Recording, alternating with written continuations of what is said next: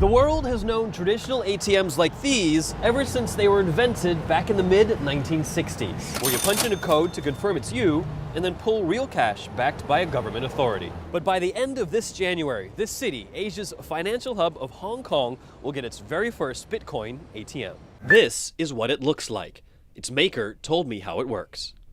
Tap Buy Bitcoin on the kiosk, enter in $100, and scan your mobile wallet, and boom, you have Bitcoin. It's as easy as that. That process makes it faster for you to buy Bitcoin in person than online, like through Mt. Gox, the world's largest Bitcoin exchange, where verification can take a few days. We've solved for that with biometric authentication, plus government ID scanning, plus facial matching technology. It gives people the ability to buy within minutes.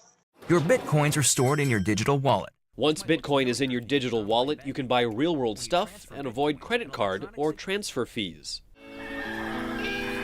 If you're a gamer, Zynga this month started experimenting with Bitcoin purchases on Farmville 2 and other games.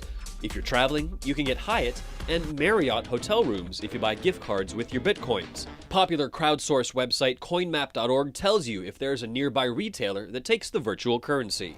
But Bitcoin is hardly accepted everywhere and risks are high. Because Bitcoin is so new and we're very early on in the adoption curve, the risk is that it could potentially go to zero. So, 5 years from now, it could be worth a lot of money, or it could just be kind of an enthusiast virtual currency that's worth tens of dollars, a couple $100 if that. Case in point, in 2013, the value of one Bitcoin rocketed from $13 to $1,200. But when China clamped down on Bitcoins in December, its value plunged 50%. Another challenge is regulation. For now, there are no governments in the world that regulate the use of Bitcoin, and that includes, right here, the Hong Kong Monetary Authority. In fact, the HKMA told me this. Bitcoin is not regulated by the HKMA, and members of the public should be mindful of the risks.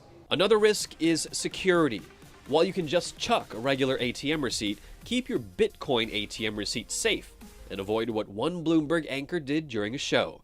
An eagle-eyed hacker ended up copying his code and stealing the Bitcoins attached to it. Think about the public address like your email address and your username, and your private key like your password. Right? He exposed his password to the world. But despite all the risks, Bitcoin seems like it will stick around, at least in the short term. Kelly aims to put more ATMs in Asia, Europe, Canada, and the United States by mid-February.